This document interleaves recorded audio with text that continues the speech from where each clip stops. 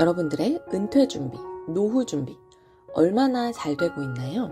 은퇴 이후에도 경제적으로 여유로운 생활을 하기 위해서는 체계적인 노후 준비가 정말 중요한데요. 현실적으로는 결혼 자금, 주택 마련, 자녀 교육 등등 여러 가지에 신경을 쓰다 보면 노후 준비는 진짜 은퇴가 임박해서야 하게 되는 경우가 많습니다.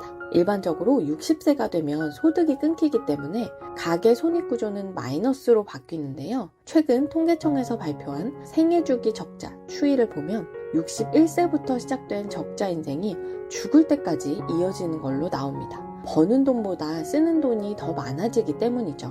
이 시점에서 노후 준비를 제대로 못한 사람들은 결국 적자 절벽을 극복하지 못하고 파산법원으로 향하는 경우가 많다고 합니다.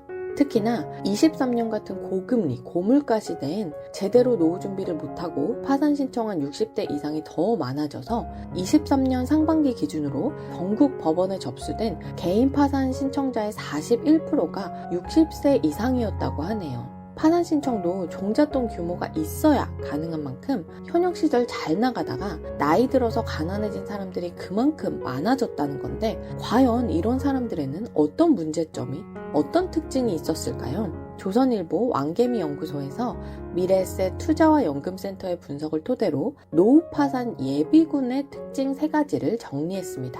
첫 번째는 바로 은퇴 이후에도 여전한 생활 씀씀이입니다. 노후 생활비가 얼마가 되었든 소득이 그 이상이면 문제가 안 되는데, 은퇴 이후에도 줄어든 소득에 맞춰 소비를 못 줄인다면 당연히 파산의 가능성은 훨씬 높아지겠죠. 은퇴 후 생활이 안정적으로 연착륙하기 위해서는 은퇴 전부터 지출 규모를 줄여가면서 적은 예산으로 생활해보는 것도 이를 예방하는 좋은 방법일 것 같습니다.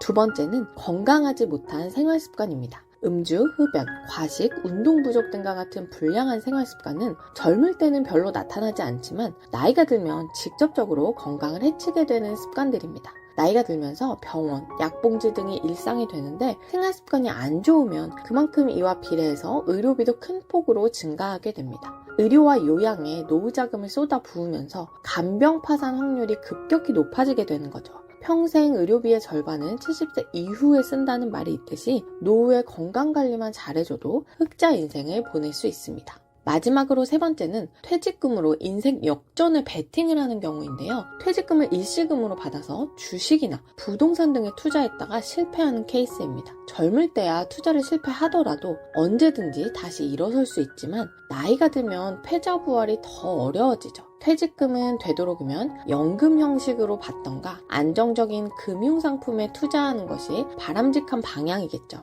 그리고 위의 3가지 케이스 말고도 황혼의 나이에 무조건적인 자녀 지원 역시 윤택한 노후 인생을 가로막는 독이 될 수도 있습니다. 다 큰 자녀가 경제적으로 자립하지 못했다고 해서 계속 퍼주면 내 노후가 먼저 무너지게 되는 거죠.